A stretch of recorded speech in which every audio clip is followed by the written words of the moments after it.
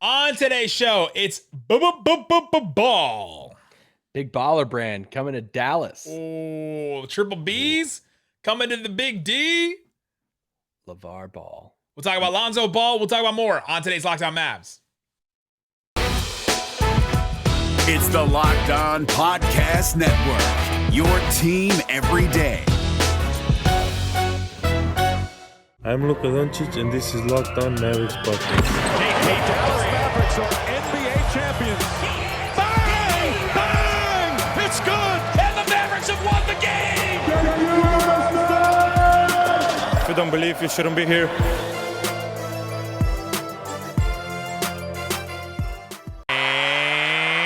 Welcome. You are locked on to the Dallas Mavericks. My name is Nick Angstadt, media member and coordinator for the Locked On Podcast Network. And joining me, as always, my co-host, contributor at Mavs.com, the triple B baller, the one more thinking. What you got for me, Isaac Harris? Oh, man, we have a press conference coming up in 2 days. Wow. In person, we learned. In person. We will both be there. Yes, we'll both be there at the American Airlines Center. Super fun. First thing, Nick and I both have covered together in person since Luka's draft. That's true. Wow. Draft night. That was the last time Nick and I were in the same place to cover a Mavericks thing in person. We were at the AAC, the draft party, reading the Stein tweet saying Dallas is unsure about swapping Wes Matthews. With the Atlanta Hawks, and we're like, please do it. For like a matter of 15 minutes, we're just sitting there saying the fan base will never forgive the Mavericks if they don't do this. We literally said it'll be another Giannis if they don't do this. Yeah, and then bam, they made the trade, and the whole place kind of erupted, and it was a night we'll never forget. Absolutely. This episode is brought to you by Spotify Green Room. Download the app and join us this week to get in on the action. Spotify Green Room. All right, on today's show, we are going to get into Lonzo Ball. There's just a couple like rumor news drops today. Stein, Shams, bunch of other ones. And there's a couple of newsy things, and Lonzo was one of those. And this is the update from Shams Charania. New Orleans is unlikely to match a significant offer sheet on Ball, sources said. So that's why we're going to talk about Lonzo Ball. This is going to be our free agent profile today, so we'll get into him. Another one that I want to get into right now is John Collins. According to Shams Charania, Dallas, Miami, San Antonio, and Minnesota are all teams expected to show interest in Collins, believing he could be attainable as a restricted free agent, sources said. Hawks owner Tony Ressler said after the season he hoped that the team reached a fair agreement with Collins. Will the sides find that threshold? This is something we talked about a couple days ago. We did a full John Collins episode, broke down his whole game, so you can check out that for a full breakdown. But let's just give our take right now if somebody didn't listen to that episode. What's your quick take there on John Collins? Yeah, I mean, young guy, shoots the three really well. I think the misconception about him is he's just a dunker and just an athletic for Amari Stoudemire type guy, and that's not really the case. He can shoot a three really well. And, I think you can go back to our pod and listen to all of our in-depth stuff and a lot of our takes and opinions on that. But his fit with KP is not perfect. And so I've seen a lot of feedback after that pod, a lot of comments on YouTube and everything. It was like, hey, if we get John Collins on Twitter, we got to get rid of KP at that point. I don't know where I stand on that. It's like you have to have one or the other. But I think the bigger question is, are you ready to be paying over $50 million to two guys in the front court, to a KP, John Collins, that you would still have, defensive question marks. You would still have the question unanswered of who's going to be your secondary creator on offense. You'd still have the question mark of who's going to run the offense when Luka's off the floor. So all that to say is there would definitely still be questions that you need to be answered, but there's a price tag to John Collins, and it looks like it's probably going to be close to his max. And are you willing to pay that? Yeah, he's a restricted free agent, so it ties up your money. It's really tough to try and offer a free agent like that, waste a couple of days in free agency. The other team has 3 days to match it. And then all of a sudden you're going back and saying, well, now all the free agents are gone because we wasted this time trying to get. So restricted free agency is tricky in general. But then even with John Collins, once you get him, his fit with KP isn't great. Offensively, I think it could work really well. Offensively, you have a pick and roll, pick and pop partner with Luka and John Collins, and both guys can space the floor, both guys can roll, both guys, John Collins a little bit better than Porzingis. John Collins a much better rebounder than Porzingis, so that gives you a better rebounder in the front court than a Maxey, than a Dwight Powell, and so that adds, that fixes a couple of things there, but all the things that Isaac said are still true, not a secondary creator and all that. So Dallas will show interest. I'd be surprised if they pulled off a deal for him, but I mean, anything can happen, and it'll be interesting to see if the Hawks don't match it. But all the comments from Tony Ressler, the owner of the Hawks, got me perking my ears up a little bit to see if they're actually going to go through with this. So that's the stuff on John Collins. Again, go watch our video from the other day or listen to our podcast. The other thing I wanted to bring up before we get into Lonzo is we talked about Slovenia in the Olympics. We're going to be covering them. We're going to be on every single game. There's a game, by the way, that's being played. Isn't it August 1st? August 1st, 3:20 a.m. Dallas, Texas time. Wow. Question is, you getting up or you staying up? That's the question for that one. But it's what European MFFLs have been dealing with all season since Luka was drafted by all season since Luka was being drafted by the Mavs. They've been staying up for these late games for them. So now DFW gets the late game there with Slovenia. So, but we'll be covering it. The thing I really wanted to bring up today is a lot of you were like, hey, put some respect on Slovenia's name, because in 2017, they won the Eurobasket tournament and they beat teams like France and Spain. And since Luka Doncic has been playing for the Slovenian national team, this is in Stein's newsletter as well, they're 13-0. Luka Doncic has never lost a senior national team game with Slovenia. And then, that 2017 Eurobasket tournament with Luka and Dragic, that was when then they qualified for the Olympics this past year. Like, that is, so the team, maybe we undersold them a little bit. Maybe they're not like this plucky underdog that's coming in. Maybe they're a team that actually is a force to be reckoned with that we don't realize yet because we haven't seen them on this stage yet. So I did want to give a shout out to all the Slovenians listening. Shout out to everybody that commented about that. 100%. I mean, we're going to be covering it. We'll be excited for them. We said that we think that they can medal. So it's not like we were saying they're not going to do anything, right? But maybe we undersold them just a little bit. Well, they're missing Dragic. I mean, that's the only thing. It's like I'm super hyped for them, and it's a fun story, and I think they have a good shot at winning a medal. But to go back to 2017, I mean, that was a Goran Dragic that was 4 years younger than what he is now. He's not on this team, now. So I think that's, if they had a 4 years younger Goran Dragic on this team right now, I would be sitting there saying, all right. I mean, are they going to be playing USA in the gold medal game, which they still very well could, even without him? But that's the only reason why I didn't put them in that top tier group after USA. But they'll be fun. We're going to cover it the same way. I think the more curious thing is if they play USA, who are you rooting for? Oh, Slovenia! Come on, get out of here. No, Slovenia. I was going to sing the song. Forget America. Oh no, we'd have to look back up we'd have to look at the words again. We had them in front of us when we sang them that one day. Man, if you played the tune, maybe I'd think of it again. But all right, there you go. We'd be rooting for Slovenia 100%. Luka's our guy now. US has won enough. Somebody's going to be in our comments right now. You're not going to root for you, un-American. All right, let's get into Lonzo Ball. Let's do a full free agency profile of him. We'll talk about strengths, weaknesses, some misconceptions, his problems that he solves for the Mavericks, age comparison, roster fit, price tag, all that kind of stuff. Let's get into that. Lonzo Ball, he is a really interesting player and has been a really polarizing prospect. And then obviously player, obviously star figure in the world, in the league with his dad, LeVar Ball. What a weird just way that he came into the public spotlight, because sometimes I try to imagine Lonzo if he wasn't attached to LeVar Ball. We would just not think anything of. He would be Brandon Ingram to us, right? Like, he would just be a guy that was quiet, that didn't really say much. We didn't know a ton about him. We're like, oh, he's from Southern California, but we don't really know anything about him. Instead, we know his whole story and everything because of his dad, and then his brothers obviously add to that and everything. But he's a 6'6" guard. Do you think of LeVar much anymore? I don't. I don't anymore. No, but when you think about Lonzo Ball, it's hard to not think about it when you start thinking about him more. Yeah. Does that make sense? Like, if you think about him for more than 5 minutes, LeVar will come to your brain at some point and think oh, that's true. This is a factor. He's really stepped out of the way, though. It doesn't seem to have been a hindrance at all in his NBA career. But yeah, Lonzo Ball is a really interesting guy. He is a guard, a point guard. Seems like he's just a general guard now at this point, but he's got pretty good size. He has a pretty good shot now. One of his strengths, I think, now has become his 3-point shot, which I think we thought, even when we did our draft profile of him years ago, we thought eventually that shot would come around. It was always pretty consistent. He would get that 3-point shot. It was just shots anywhere else on the floor that he really struggled with, but the 3-point shot was there. Over the last 2 years, he shot 37.6% on 7.2 3-point attempts per game. So like that's volume too, and that's over 2 years. That's not just one fluky season. Like him and Tim Hardaway Jr. are kind of in the same the same vein in that respect, where they had just they struggled to shoot at the beginning, but now they've had 2 solid seasons of really good shooting on high volume. So I think that's really positive for Lonzo.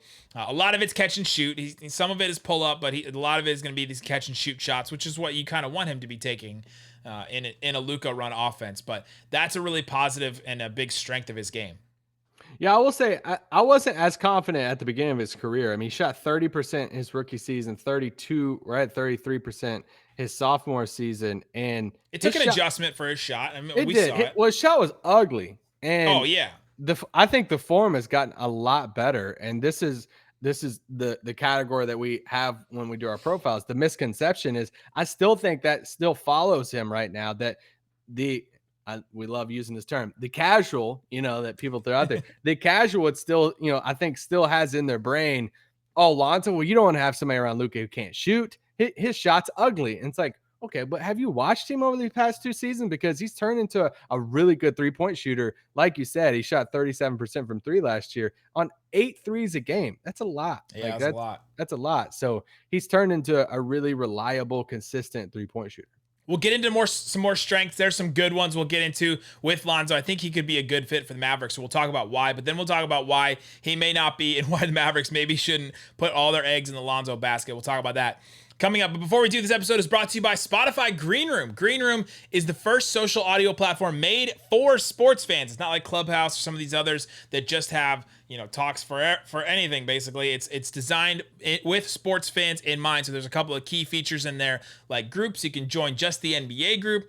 You can join the NFL group. You can join something like that. And I also want to point out, for a couple of people maybe that had Spotify Green Room at first and were like, since they switched over from Locker Room, I'm not really feeling it. They have changed a couple things on the app that have made it better.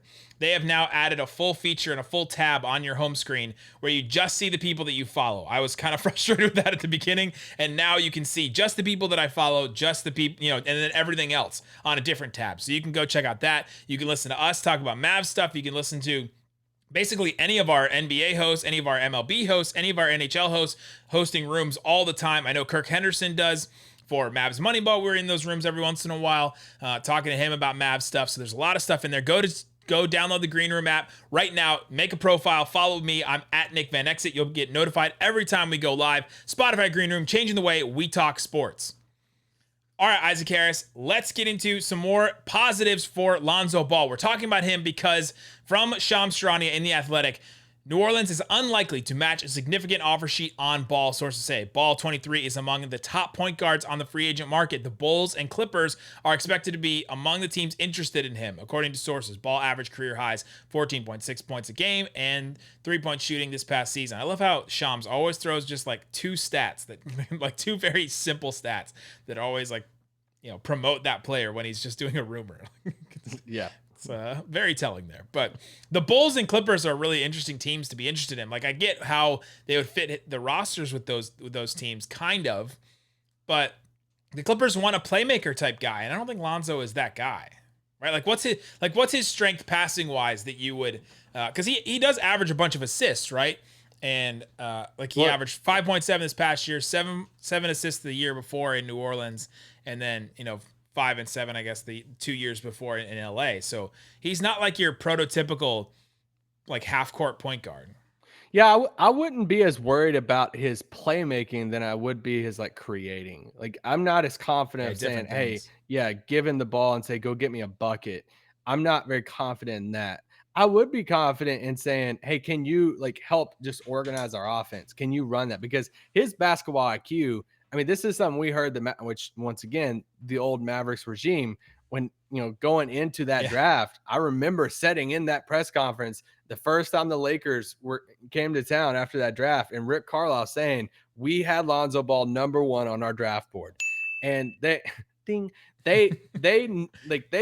really valued his ability. Like, I remember him playing at UCLA, and one of the most fascinating things we'll watch with him was he'd get the rebound, he'd get the ball, whoever rebounded, give him the ball, and he would pass it up so fast. He would just keep the ball going. He was always, it was like hot potato with him. Yeah, he was always looking up, and his basketball IQ, I just love that. That's why I've always been a big fan of him. So I think in an offense, like for the Clippers or somebody like that, I honestly think that's the right type of role for him. Like, I don't think Lonzo will ever be a 20-point per game scorer, but can you say, hey, can you give us like points, but can you also make the right pass, set up our offense, and you're big enough to where you can also guard the other defenders too? We've joked. I honestly, I wrote this in my notes. I'm like, I'm going to laugh when I say this. We've joked about the DeLon Wright to Josh Richardson thing. I mean, Lonzo Ball's the natural progression of that, right? I mean, because he'd be a good one. Everything that you would ask or what you wanted from Josh Richardson, for the most part, is what you'd ask of Lonzo. Can you hit an open 3? Can you play defense against these other point guards like the Lillards of the world? Can you get us a bucket here and there, like mid-range, all this? Like, that's exactly what they wanted from Josh Richardson, but it didn't work. And I think if that's the box. If you're trying to put Lonzo into a box in Dallas, that's the box you're presenting with of saying, this is what we would want you to be. Yeah, he's being presented, and rightly so, as a 3-and-D prospect, like a 3-and-D player in the NBA. I noticed that there's only 2 players on the Pelicans with a positive impact on both their offensive rating and their defensive rating. One of them is obvious. Yeah. Zion Williamson, and the other one is Lonzo. Like, those are the only 2 guys that had positive impacts on both in their on-off numbers. And there's a lot of, those stats are a little fuzzy. It doesn't tell everything about it, but I think that it was huge that those guys were the positive forces for that team. Also, I found a defensive stat too from Basketball Index, and it said Lonzo Ball ranked first in toughest assignments with a minimum of 500 minutes played, ranking just ahead of Lou Dort and Mikal Bridges. The top 5 in that was Lonzo, Lou Dort, Mikal Bridges, Gary Harris, and Royce O'Neal. Dang. And they had some other stats in there, like how it actually, like, what that stat tells me? They really don't want Brandon Ingram guarding any of these guys.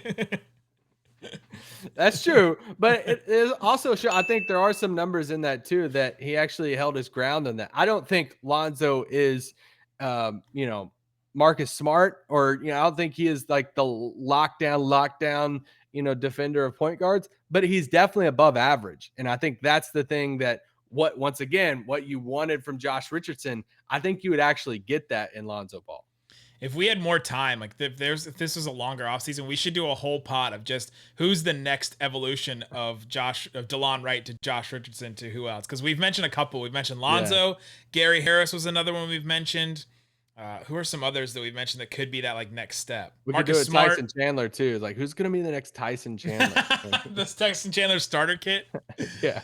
We really have gone that evolutionary route though. DeLon, Josh Richardson, now whoever's going to be next. Yeah. But yeah, so that's the big positive is his 3-point shooting, his passing and playmaking. I wouldn't say creation like you said, it's not creation, it's playmaking. So he's moving the ball in transition. He's making the quick swing passes in the half court, those kind of things. He's not Luka, right? He's not going to dribble the ball around and drive and kick to somebody. That's not necessarily his game. But I think pick and roll numbers too. He has good pick and roll numbers too. That surprised me the most. So that's good. Yeah. When I looked into it, I was looking at his synergy numbers today. 36% of his offense possessions were spot up shots. Expected that. I didn't expect pick and roll as a pick and roll ball handler would be his next percentage, 23% of his offensive possessions. And on synergy, he has a very good rating on that. And so, and I actually watched probably too many clips than what I should have today of him running the pick and roll. And I was like, okay, a little bit more impressive than I thought. Like we just did Spencer Dinwiddie yesterday, or 2 days ago. Yesterday we just did Spencer Dinwiddie. He's almost offensively like for a point guard, like there's still similarities, but the opposite Spencer Dinwiddie, right? Like shoots well from 3, is not necessarily good driving the ball, is also not good creating his own shot, but the playmaking and transition and all that, not necessarily driving kick, all that kind of stuff. Like he's almost the opposite. And so I think Lonzo is a better fit, especially because of his defensive impact with Luka. Because he'll add that transition playmaking, he'll add that spot up shooting that you want, he'll add that extra passer in the half court. Because Luka, what he'll do, sometimes Luka throws you a bomb sometimes, and Lonzo's got to make a real quick decision with a shot clock late, and he'll have to decide who gets it and see the floor and all that. And I think that would really help the Mavericks offense, because who was doing that this last year, right? Like Brunson sometimes, right? This is what we're talking about when we talk about a secondary creator. And so Lonzo wouldn't create in the same way that we would hope a Kyle Lowry would come in and do, or a Mike Conley, but he'd help in a lot of different ways in that aspect that I think would be better than some of these other guys on the market. Oh yeah, I agree 100%. Do you want to go on to weaknesses? One more strength for me is this is good. This is almost like the I'm too passionate about my job. I'm too detail oriented. Like when you say weaknesses, but it's a strength, or a strength that's a weakness in a job interview. He's an improved free throw shooter. That's a positive, right? Because that was a huge negative for him for his first 3 seasons in the NBA. So that's 162 games. He shot 48.7% from the free throw line, only on 1.2 free throw attempts per game. So it's not a ton, but still, he's just not a good free throw shooter at all. Like worse than, like literally Andre Drummond territory, like at the beginning of his career. This past year, 78.1% from the free throw line, a huge step up for him. And so I think that improved free throw percentage is reflective of his improved shot, because he changed his shot a little bit, which made him a better 3-point shooter, that made him a better free throw shooter. It's almost the inverse of a guy coming in from the draft. Like a lot of times we look at some of these guys in the draft and say, well, they didn't shoot well from 3, but they shot well from the free throw line, so maybe that translates to the 3-point line. This is the opposite. He shot well from 3, and then eventually that translated to the free throw line. So coming up, let's get into some more weaknesses. We'll talk about the free throw shooting, why his free throw attempts are so freaking low, like 1.2 free throws a game for a guard. That's absolutely wild in today's NBA. We'll get into that. We'll talk about that, and possibly the number amount that Lonzo might cost. We'll get into that coming up. But before we do, let me tell you about Built Bar. Built Bar is a protein bar that tastes like a candy bar. They're delicious. I eat one almost every day. I had a mint brownie one. It's solid. It's the solid bar that you always want. It gives you that little kick of that mint that lets you, it wakes you up a little bit. Has the protein pack, and it only has 5 to 6 grams of protein in it. Or 5 or 6 grams of sugar in it. That's not a ton for a bar that tastes delicious. They're great. That grasshopper cookie bar is still also available right now. What is that one? The cherry barcia, the raspberry? Candy cane brownie. Whoa, you still got one of those? Yeah, I still have one of those. You're holding on to that one. Right now, you can go and get a free gift with your Built Bar. You get a free travel cooler with every bar purchase right now. That's pretty cool. Go to Built.com. Use the promo code BUILT. Use the promo code LOCKED15 to get 15% off your order. I actually might order some bars and get me a Built cooler. That's pretty cool. It's like a little zip cooler that you can get. It's not like one of those like Velcro or anything like that. It's nice. So go get the grasshopper cookie, the mint brownie. Those are all really good. Built Bar, promo code LOCKED15. Also want to tell you about betonline.ag. Hopefully you took Locked On Bets. Locked On Bets had Shohei Ohtani not winning the home run derby, or not hitting a home run during the All-Star game, and won on both of those ones. So hopefully you took Locked On Bets advice there. And if you are interested in betting, go listen to Locked On Bets. But BetOnline has all that kind of stuff that you want to get into right now. They have the Suns minus 245 favorites still to win the series. Even after that Bucks win, I would be really interested to see who wins tonight. This game 4 is massive for the Bucks and massive for the Suns, I think, too. They also have some Olympic odds right now. I'm going to open it right now, and let's see where our Slovenian boys are. They have Slovenia a 6-point favorite over Argentina in that first game coming up on July 25th. That's pretty interesting. That's Slovenia a favorite right there. The money line is minus 246. So if you're interested in putting money on Slovenia or the USA, they're a 15.5-point favorite over France in that first game. I may go France. 15.5 is a lot of points. I may go France in that one. So go check that out. Use the promo code LOCKEDON. Get a 50% welcome bonus to first deposit. BetOnline, your online sportsbook experts. All right, Isaac Harris, let's get into some more Lonzo Ball. We talked a lot about strengths, his fit. We talked about why it would work really well with Luka, why it would just be a great upgrade from Josh Richardson, basically. Let's get into some downfalls and some weaknesses. His finishing. He's still not a guy that you want necessarily taking the ball downhill and going to the basket. He doesn't get to the free throw line basically at all, at all. And shot creation. He doesn't really create his own shot. He'll create his own threes every once in a while, but he's not a guy to hit a mid-range, to create and go to the basket, all that kind of stuff.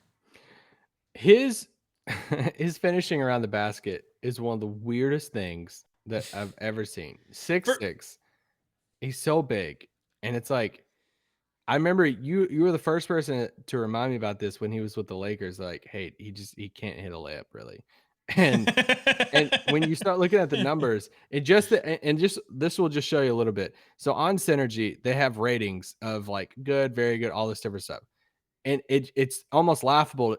For jump shots, very good. Runner, average. Around basket, below average. It like goes down. It's like as he gets closer to the rim. As he gets closer to the rim, his efficiency goes down. Yeah. And like it's just wild. It's so weird to me that that's the type of player he is. So I don't know. Like it's definitely a weakness. I just don't know. Is it a weakness that you get better at? I don't know. It's weird. So part of it for me, and if you guys know, I grew up a Lakers fan, so I watched a lot of Lakers games, watched a lot of Lonzo Ball.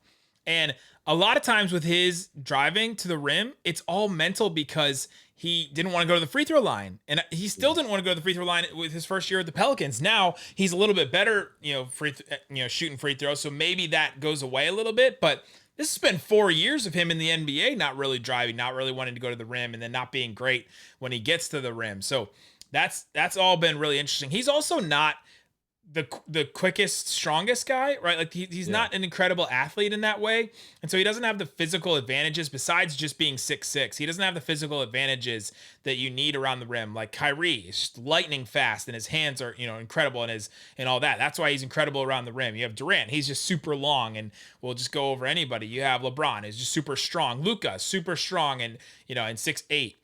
and all that to get to the rim. So you have to have kind of one of those. And Lonzo doesn't really have either of those. Like he's not super strong. He's 6'6", so he's kind of big, but he's also not lightning fast either. Yeah. So that kind of deters him as well. And then he's also not played with a ton of teams with a bunch of spacing either. So maybe if he comes and plays with a team with Porzingis and Luka and some of these shooters, maybe that helps him there. But yeah, it's been a really weird, like he shot 48% from 2-point range this season, which is just very, very strange. 44% last year. He's getting close. Like it's trending where he shoot better from 3 than from 2, which is just a really bizarre thing for a guard. Very weird. We should also point out at this point, I mean, we're kind of we're doing some weaknesses, but he's 23 and he'll turn 24 in October. So he's still young. He can still add stuff to his game. He could still get better at some things. He's almost what he's going to be as a player because he's been in the NBA for a while, but I still think that there's a chance that he could get better. He's improved as a free throw shooter. He's improved as a 3-point shooter. So he's improved those areas. And so maybe there's more of his game he can improve. Yeah. The isolation numbers aren't the best for him when you really dive into that. And I think that's one of the biggest weaknesses that you look at, especially from a Maverick standpoint of a guard you put together with Luka is those questions that we asked earlier about the John Collins thing. Like, who's going to be your guy who runs the offense when Luka's off the floor? Can Lonzo Ball create a shot on his own and give Luka a break? That's what they've desperately needed. I'm not fully confident that he can do that. And I love Lonzo, but I don't know if I'm comfortable handing Lonzo the ball and say, go get me a bucket. You know who would love Lonzo Ball though? Is Porzingis, because Lonzo would pass him the ball a bunch. Yeah. Well, speaking of Porzingis, he's 2 years younger than KP. And get this, he's also younger than Jalen Brunson and Mikal Bridges. Wow. The Brunson one's interesting. You always forget just how old Brunson is. Yeah, I know. Exactly. So I think that's okay. Let me ask you this. Does Jason Kidd look at Lonzo and say, that's me? Ooh, interesting. So, I mean, Jason Kidd, better finisher. But that's me at a young age. High IQ, crazy passing, struggle with his, man, that's really interesting. Struggle with his 3-point shot early on, and a bigger, point guard. Does it? I know we all want to do the Jason Kidd, Luka stuff. How he can help Luka. Like Luka's already a finished package guy. Exactly, but it's like I wonder if there is a world in which Kidd looks at him and says, "Man, that was me. Like that was me at a young age, at 23. I know how I can shape his career to I know what I did." And can I help him do that? And now the kid's 3-point shot came later in his career compared to Lonzo in year 3, but still, I think there are some similarities in that. Yeah, that's a really, really good one. And Kidd wasn't on the staff when Lonzo was there. So if you're trying to think back, like, oh, was he already there? So no, he hasn't had him yet. So, but yeah, does he know Rich Paul, who is Lonzo Ball's agent, and Jason Kidd has to know now? And do we have the Oh, we do. Here we go. Lonzo Ball to the Mavericks by way of his agent, Rich Paul, Clutch client. On the Jason Lakers Kidd, payroll. On the payroll of the Lakers. He just played and won a championship there. Jason Kidd just did. Not played. He was an assistant coach. Now he comes to Dallas, and it's not to go get, and not to make Luka better. It's to make the new point guard, Lonzo Ball, better. That's what the Jason Kidd hire is all about. Anyway, another weakness I wanted to point out is injuries. Like, he has missed a bunch of games in his career from just random stuff. He played 55 out of 72 games this past year, 63 out of 72 games the year before. So that's only 9 games, but still. 47 out of 82 in 2018-19, and then 52 out of 82 games in 17-18. He just misses a bunch of games for knee stuff, leg stuff, just all kinds of random stuff he seems to have issues with. So that's a real problem. But no, I'm just kidding. He's never played on a team with Casey Smith. The Mavs head trainer that is known well to be able to help people get healthy. If they can get KP healthy, they can get Lonzo healthy. That's true. But all right, let's do. So last final thoughts here. Bobby Marks has been doing these breakdowns of ESPN. He used to be the vice president of basketball operations for the Nets.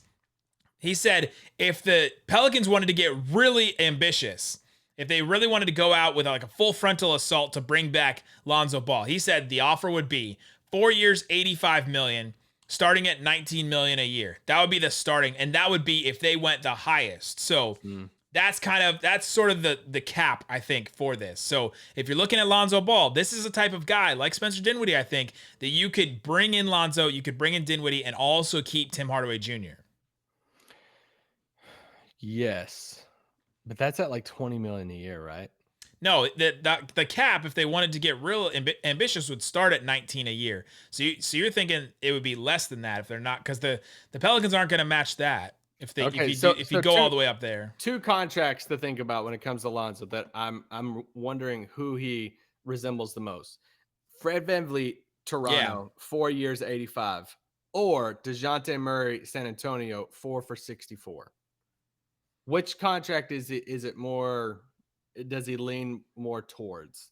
And that's where once you start getting over the 20, around the 20 range, then you're really figuring out some stuff in regards to Tim. I mean, it gets weird either way if Josh Richardson opts in, but if he opts out, right. And then let's just say you sign Tim for something around 20. I mean, obviously if it's less than 20, it helps you out on that. Then it gives you a little bit more space. Like if Tim signs for 18 a year, all of a sudden you have around 17 that you can go to Lonzo with, if that's the case. Could you do a sign-in trade and send Richardson down to the Pelicans, and so then Eric Bledsoe and Josh Richardson can start like Jake Madison's fever dream, like terrible starting backcourt? Well, okay. So who goes after him? Because I think it's the restricted guys that are so hard to tab because they're all pretty good. They're all young. So you can see everyone across the board go after him. Like I could see Dallas going back after some of these young guys because he fits the timeline. He fits the team, like him, John Collins, whoever it is. But also like you could see some of these sucky teams go after him too. It's like some of these teams that have a lot of money that, if the Spurs went out and signed him, are you shocked? I'm not. I could see him going to little. It's like him and DeJounte Murray. That's true. Spider-Man meme. Like I could see him playing on the Knicks, with Julius Randle. I could see that. Yeah, back with him. Rich Paul. I can see Rich Paul saying, "Hey, I want my guy in New York City. Let's do this." I think the list of suitors is so wide, and especially nowadays when it comes to the sign and trade options, that I mean, you can approach Ant-Man. You can approach the Clippers. Say, hey, do y'all want Lonzo? Let's sign and trade. Let's bring some guys back from the Clippers and make it happen. The listed teams here from Shams are the Bulls and the Clippers. I don't think the Bulls have a ton of money to throw at him. Which How do you feel about Alonzo, Zach LaVine? Alonzo Zach LaVine backcourt is kind of interesting. There's still not enough shot. There's still not enough there's shot making. There's not a lot of shot creation, I guess. Lonzo, Zach LaVine, Vucevic, Pat Williams. That's an interesting lineup for sure. Fun. Yeah, that one's pretty Kobe fun. White off the bench, Satoransky. The Clippers one doesn't make any sense. They would have to do some kind of sign and trade, I guess, with Kennard or Morris or something like that. They don't really have a ton of picks to send back either. No. But bringing it back to the Neither do Mavericks, I'm more about Lonzo Ball in Dallas than I am John Collins. I am too. I've been a fan of Lonzo for a long time. I think I would love to see his IQ next to Luka. Once again, is it a perfect fit? I think Kyle Lowry is a perfect fit in Dallas. Yeah. Is Lonzo a perfect fit? I'm not saying he's a perfect fit. I still would have question marks. Like, I would still ideally want that spot to be a guy that, hey, when Luka's on the bench, that, okay, let's run the offense through him. I'm skeptical about that, but he can hit the three. He can play defense. He's big. And I think his IQ would be awesome next to Luka. And I think, honestly, Jason Kidd could help him with that. 100%. There you go. That's our thoughts on Lonzo Ball. Guys, thanks so much for listening to Locked On Mavs. Peace out. Boom.